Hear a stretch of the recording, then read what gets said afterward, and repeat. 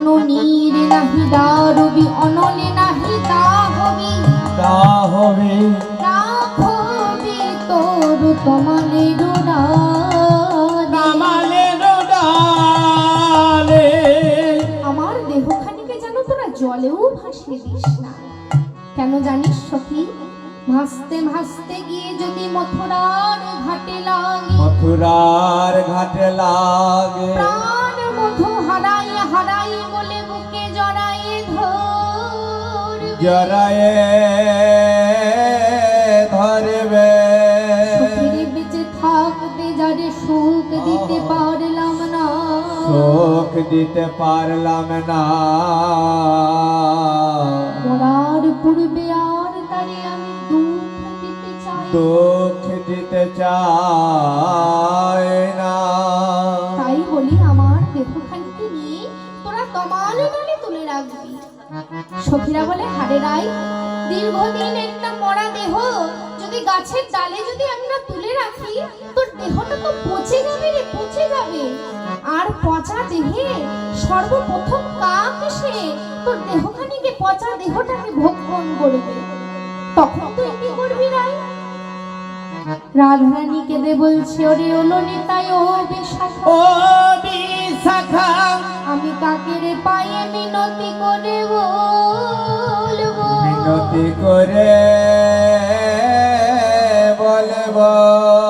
ওরে কাক বলি সর্ব অঙ্গ হেউরে কাক দাদা ছিল বাকি সর্বঙ্গ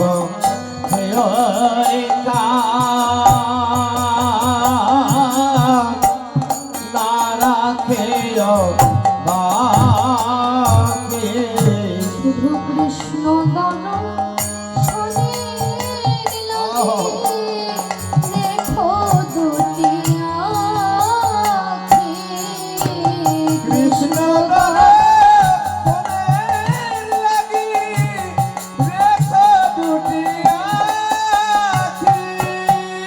আমি কাকের পায়ে মিনতি করে বলবো তুমি আমার সর্বঙ্গ ভগবান কর আমার আখির পাখি খেও না আমার আখির পাখি খেয় না গো যেন বন্ধুর বদন দেখতে পারি আখির পাখি খেও না যেন বধর বদন দেখতে পারে আখির পাখি খেয় না রে কা বন্ধুর বদন দেখতে পারি বলে মিনতি করি তোমার পায়ে যেন বদন দেখতে পারে এই মিনতি তব পায় মধুর বদন দেখতে পারে এই মিনতি তব পায় মধুর বদন দেখতে পারে আখির পাখি খেয় না রে কা এই বলতে হা কৃষ্ণ মদন মোহন বলতে বলতে রাধারানী আমার অচৈতন্য হয়ে অচৈতন্য হলো শুধু তাই নয়, সম্মুখে তমাল বৃক্ষকে দর্শন করে কৃষ্ণ ভ্রম জন্মে গেছে। যেমন কৃষ্ণ ভ্রম জন্মে গেছে বীরাবিন্দাদুতি এসে দেখছেন, তাহলে রায় তো আর প্রাণে বাঁচবে না। সঙ্গে সঙ্গে রাধারানীকে বললেন, হা রাধে তুই অমন করে কাঁদিস না রায়, তুই একটু ধৈর্য ধরে বস, আমি তোর প্রাণনাথকে এক্ষুনি আনছি। তাই আজকে বীরাবিন্দাদুতি গোবিন্দকে আনার জন্য যাচ্ছে।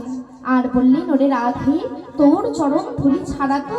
গোবিন্দ মিলবে না, তাই তোর চরণ ধুলি মাথায় নিয়ে আজকে বীরাবিন্দাদুতি যাচ্ছেন। শোভাটি কেমন? ধৈর্য রহু ধৈর্য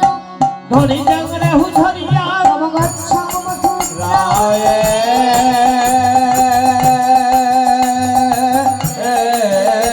আমরা ধূরব পুরি প্রতিপত্তকে যাহা দর্শন পাওয়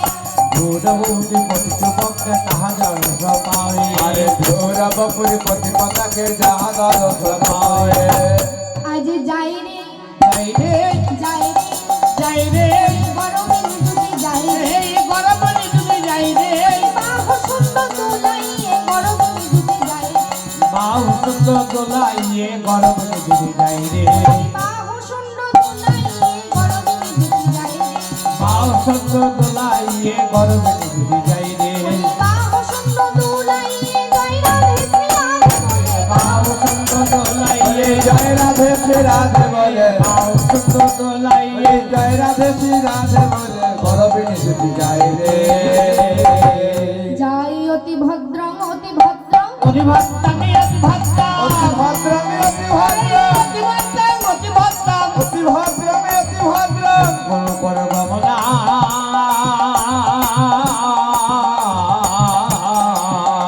আজ অবিলম্বে মথুরা নগরে প্রবেশ করল ভ্রমণ অবিলম্বে মথুরা নগরে পৌঁছে করেন ভবনা মথুরায় গিয়ে এক রমণীকে বলছে মথুরা বাসিনী এই তো রমণী মথুরা বাসিনে আজ গরমণি দুধ চিন্তা করো বসে নন্দ সুত কৃষ্ণ খ্যাত তাহার ভবনে আছে তাহার ভবনে আছে আজকে মথুরায় গিয়ে মথুরা বাসিনী এক রমণীকে বলছে আচ্ছা আচ্ছা সজনী তুমি বলতে পারো নন্দের নন্দন কৃষ্ণ কার বাড়িতে আছে ওই রমণী শুনে বলছে শোনো শুনি কহে ধনি তারে নাহি চিনি শো কাহাইয়াও ওই নন্দের নন্দন কৃষ্ণ সে কেনই বা আমাদের এখানে আসবে তবে হ্যাঁ ওই নামে কাউকে চিনতে না পারি তবে একজন আগে চিনি তাকে জানো মোরা জানি বসুদেব কি সৌত রামানুজ মাধব মোরা জানি বসুদেব কি সৌত রামানুজ মাধব আমরা জানি রামানুজ মাধব রামের অনুজ শ্যামকে চিনি ওই নন্দের নন্দন কৃষ্ণকে তো চিনি না যেমন শুনেছে রামের অনুজ মাধব অমনি বৃন্দাবতী বলছে সই সই সই কই কই কই সই সই সই কই কই কই তব দর্শনে আশা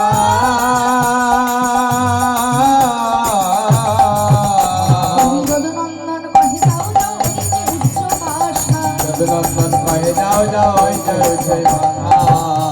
ওই দেখা যায় ওই দেখা যায় ওই দেখো ওই দেখো ওই দেখা যায় ওই দেখা যায় ওই দেখা যায় ধ্বজায় উড়েছে ওই দেখা যায় ধ্বজায় উঠে ওই দেখা যায় ধ্বজায় উঠে ওই দেখা যায় ধ্বজায় উঠে ওই দেখা যায় রাজভবনের শিরোমণি ধ্বজায় উড়েছে ওই দেখা বলে যায় রাজভবনের শিরোমণি ধ্বজায় উঠে ওই দেখা যায় রাজভবনের শিরোমণি ওই দেখো ধ্বজা উড়েছে যেমন কাকলিনীর মতো ছুটে যাচ্ছে এক রমণী অপর রমণীকে বলছে দেখ দেখ দেখ আমরা আগে জানতাম বৃন্দাবন বাসিনী আলাপ হলো গোয়ালিনী গো পালন করে তাই তারা গোয়ালিনী কিন্তু আজ দেখছি পাগলিনীও বটে এই কথা শুনে বৃন্দাবতী বলছে আচ্ছা সজনী তুমি যে আমাকে পাগলিনী বললে কেন পাগলিনী বললে মথুরাবাসী বলছে দেখো সই তোমায় কেন পাগলিনী বললাম জানো কারণ যে রাজার দর্শন করতে গেলে সপ্তম দ্বার পার হতে হয় সাতটা দ্বার রয়েছে সেই দ্বার পার করে তবে গিয়ে রাজার দর্শন করতে হয় কত দেবগণ এসে তার দর্শন পায় না কত দেবাঙ্গনা দর্শন করতে এসে ফিরে যায় আর তুমি সামান্য রমণী হয়ে তুমি পাগলিনীর মতো ছুটে যাচ্ছ তোমার সাহস বলিহারি বৃন্দাবতী বলছে শোনো সজনী শোনো সজনে তুমি যা বলছো সবই যোগের কথা কিন্তু আমরা যে যোগ জানি না মন্ত্র জানি মন্ত্র জানে আমরা নাম করব আর তোমার ওই রাজা আমাদের মন্ত্র শক্তির বলে সে রাজ সিংহাসন ত্যাগ করে তাকে পথের পাশে এসে নামাবো কি বললে তোমার এত বড় কথা বেশ তুমি যদি এত মন্ত্র তন্ত্রই জানবে তা তুমি তোমার গ্রামে বসে বললেই পারতে এত কষ্ট করে যমুনা পার হয়ে এলে কেন বৃন্দাবতী বলছে শোনো সজনী আমার এই মন্ত্রে একটা বৈশিষ্ট্য আছে কি জানো এই মন্ত্রটা যতক্ষণ না যমুনা নদী পার হচ্ছি ততক্ষণ মন্ত্রের কাজ করবে না বৃন্দাবনে তৎকালীন সময়ে মথুরায় আসতে গেলে যমুনা পার হতে হবে তা বৃন্দাবতী বলছে যমুনা না পার করলে মন্ত্রের কাজ হবে না আর তত্ত্বের দিকে মহাজন কি বলছে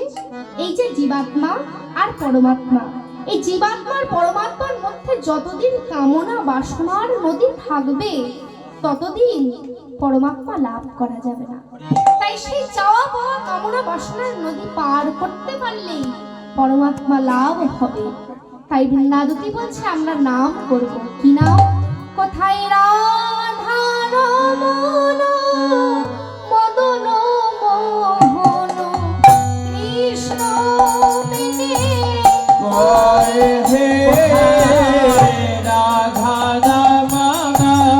মদন মোহন কৃষ্ণ মেনে কহে রাধা রমণ মদন মোহন কৃষ্ণ মেনে কয় হে রাধা রমণ মদন মোহন যশোদার ধন ব্রজের জীবন যশোদার ধন ব্রজরে জীবন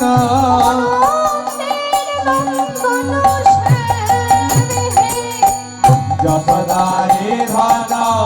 ব্রজরে জীবন রঞ্জন শ্যাম হে আবার মন প্রাণ ধন ফিরে নিতে পারে ধন ফিরে দিতে পারো ফিরে দিতে পারো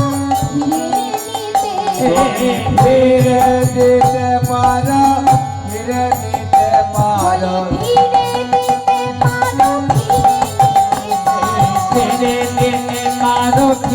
দিতে পারো ফিরে দিতে পারো ফিরে দিতে পারো ফিরে দিতে পারো ফিরে দিতে পারো ফিরে দিতে পারো ফিরে দিতে পারো ফিরে দিতে পারো এসেছি তোমার ঠাই হে বধূ এসেছি তোমার ঠাই হে রাধা রাম মদন মোহন কৃষ্ণ মেনে ওই হে রাধা রাম মদন মোহন রাধা রাধা নাম শুনি শ্রী গোবিন্দ আমার অট্টালিকা পরিচৌরি 10 দিক মনে করি ব্রজপুর মনে করি কান চাহে বৃন্দাবন পানে শিরাধিকার শিরাধিকার স্বরূপিণ অনিমেঘে ঝরে গো নয়ন মেঘে ধরে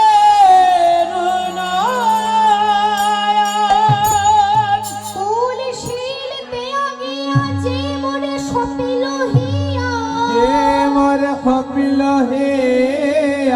বধিয়া আইলাম আমি তারে বধিয়া আইলাম আমি তারে বুঝে নয়নের বাড়ি হাহা প্রাণেশ্বরী মহা প্রাণেশ্বরী মরি অনিমেঘে পদ পানে চাইয়ে অনিমেঘে পথ পানে চা গোবিন্দ মথুরায় রাধা রাধা নাম শুনে চমকে উঠলেন। কেন? তা এই মথুরায় কেউ